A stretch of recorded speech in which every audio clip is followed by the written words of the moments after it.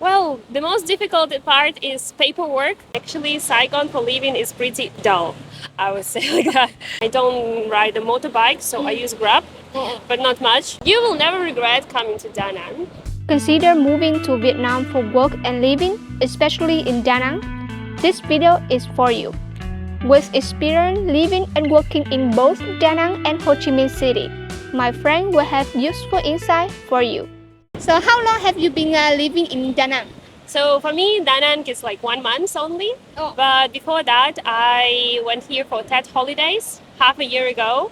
And I explored this place, this in Hoi An, like for living. How does it look like for renting an apartment, some food prices and stuff like that.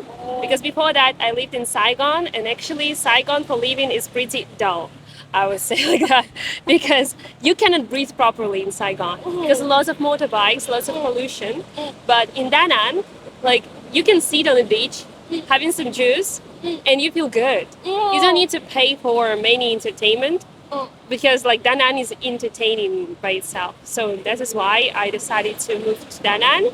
And as a foreigner, like I need some visa stuff and long-term visa application here. So I work as a teacher here, and so I found a job and moved here. So far, how do you feel about Da Nang? I love Da Nang. I never regret when I moved here, so I enjoy it every time. So in terms of food, it's very cheap, it's very yummy and tasty. I love it. In terms of apartment, it's cheaper than Saigon, and the quality of apartment is much higher. Nevertheless, you can find some luxurious ones, but like for some small studios, it's quite affordable price. What about like entertainment? Like I didn't explore much so far, but I really like bars here, bar culture, and live music stuff, and so chill vibes. That's all about me. And my entertainment, that's like people's watching, which Da Nang is perfect place for people watching. Oh,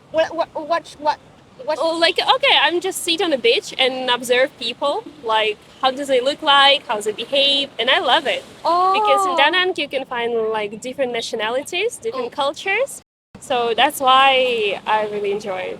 So can you share your cost of living in Da Nang? Like approximately how much does cost to live here? Yeah, sure, sure. Like in terms of food, it's pretty affordable. Like food, and for me, I don't ride a motorbike, so I use Grab, but not much. So like maybe it's $150 per month for food and bike. What about living like apartment, like renting stuff? I rent apartment for 5 millions. It's like approximately $230 per month. It's like a small studio in Son Cha, so I really love it. I don't need like something luxurious because most of the time I work or I just like go to the beach and enjoy everything. So I don't need like something like very luxurious stuff. Some entertainment, like coffee, which I really like coffee.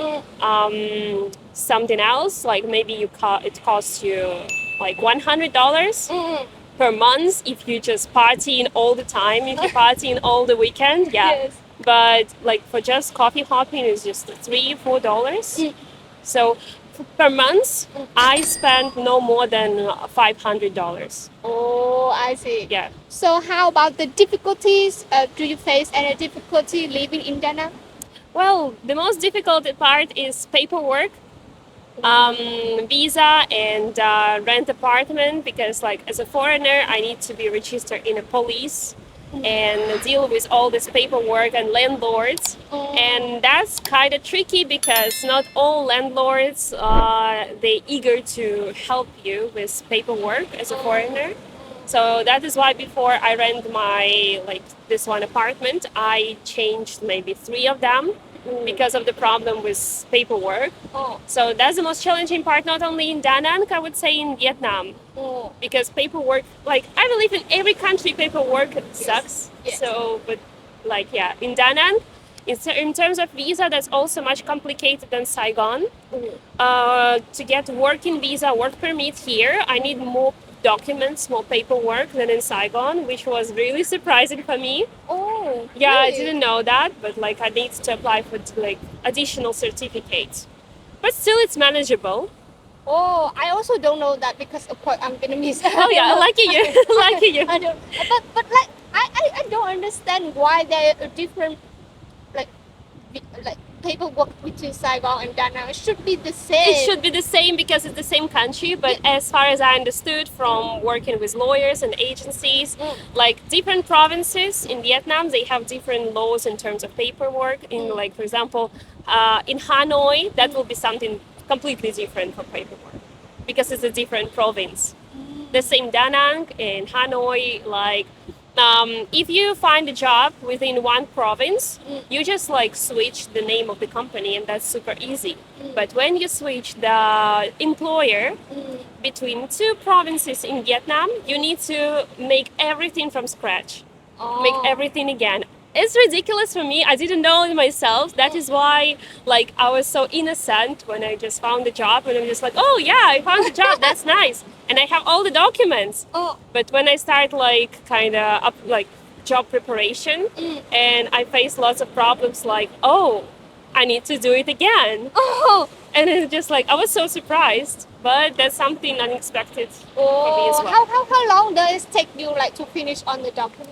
Maybe like if everything goes smoothly and you have all the documents prepared, it's 3 months. 3 months. 3 months. If Everything is okay if you have all the documents in hand and translate it and do it again. Oh yeah, that's culture shock. so any other difficulty than that? Not really. Not really. I really enjoy all the time in Da Nang, and nevertheless, I spend lots of money on paperwork, and it's kind of stressful because of visa and money. That's always stressful part of this, like being there. But I never regret coming to Da Nang. So do you ask for like any services that you ask for someone like helping you with the Yeah, documents, sure. You can, as a foreigner, you cannot do everything by yourself. You hire agency to do it for you. So I deal with agency as well, with several of them. So that better than dealing just by on your own. It's impossible to deal by yourself Yeah. because like paperwork, it's like I don't speak Vietnamese fluently and I don't have any connections like in this authorities. So I use agency. So how about if there's someone like foreigners want to move to Da Nang, any tip or advice for them? Oh, it depends like of your purposes, guys. Like if you are in tourist visa, lucky you. So you should have a remote work. That's super nice to work remotely here and just be ready to travel every 3 months out of Vietnam and come again to renew your visa. That's the most difficult part. But nevertheless, like you will never regret coming to Da Nang. And my advice is just avoid any cliche and touristic places. Go like and eat somewhere where locals eat. You just save some money. That will be lots of budget for you, save budget saving stuff, and great experience for sure.